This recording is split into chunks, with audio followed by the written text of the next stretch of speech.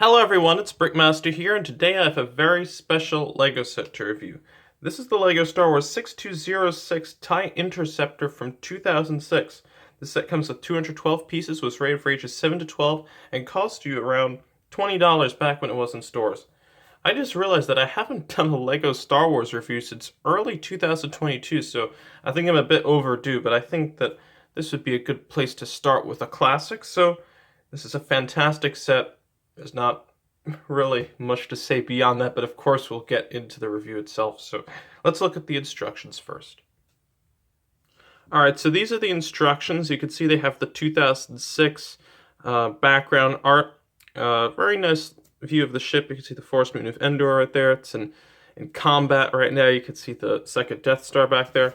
Comes with a total of 32 pages, including the back. This is a used set, so my instructions are not in the best condition, but it says, shop, LEGO shop at home. Here to fill out a form for the LEGO Club. Here's some alternate builds, which are interesting. I know the Slave 1 from 2006 had alternate builds, so this is possibly the last year of alternate builds. The piece list.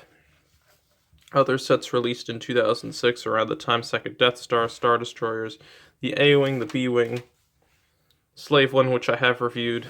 Here just shows you some functions of the set. No box that tells you what pieces you need for each step, but does force you to pay attention, which is good. And yeah, that's basically it for the instructions. Pretty simple, nothing really to complain about. Alright, so here's the minifigure that comes with the set. There's only one, and that really makes sense. You just need one. This is the TIE Fighter pilot. As you can see, it's the old style where they haven't yet created a new mold specifically for the TIE Fighter pilot, so it's just a black Stormtrooper helmet, but it still looks good. It has some nice printing there with the Imperial roundel. He has some oxygen tank here printed on, so when he's in space, he can breathe. This is what he looks like at the back. No back printing. A pretty basic minifigure, but still good to have. Black head.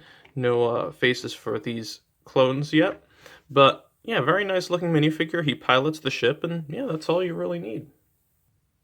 Alright, so here's a look at the TIE Interceptor itself. It's a fantastic looking model.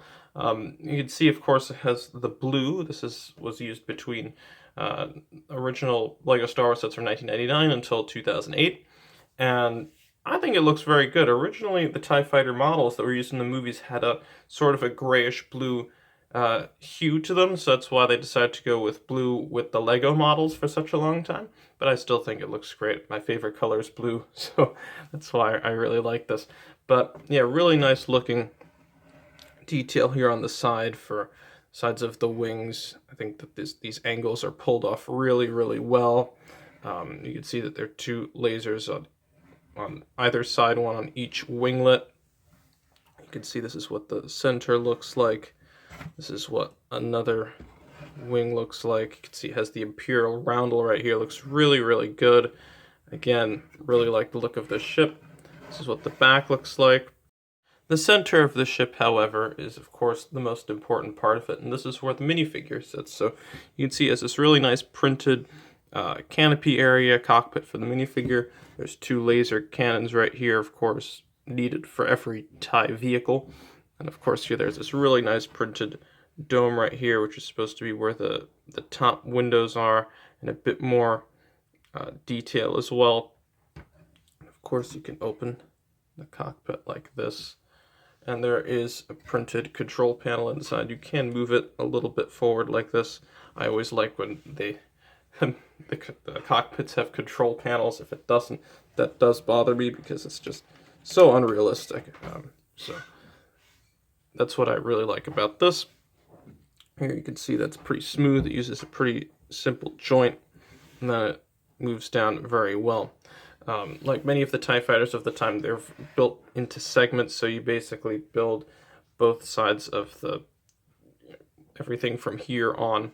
It's very symmetrical, so you basically build two of each, and then you have to use the Technic pegs to click them back together. So it's a pretty simple build overall, nothing really too complex about this, but that's really all that you need. And I really like at the time how the TIE fighters, they looked similar enough, and they used a similar build style so that all of the TIE fighters would look good together. So if you have the TIE Fighter collection from 2004, which I have, and the TIE Bomber from 2003, which I got along with this set, they all really look good together, so you don't have different build styles looking slightly off and having different parts.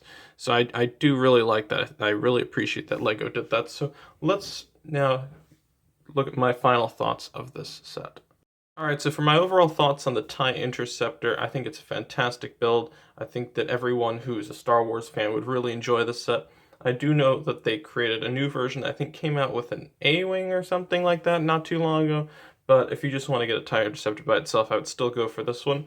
Fortunately, because of the fact that a new one exists, the prices for this one have gone down a lot, which is a really nice thing to see. I got the set for around $30, really not much different than the original price. If with inflation and everything, a set like this would cost $30, if not more today, because LEGO likes to make things really expensive now and are not very considerate of prices. But yes, I would highly recommend this set. It looks great with any Star Wars collection.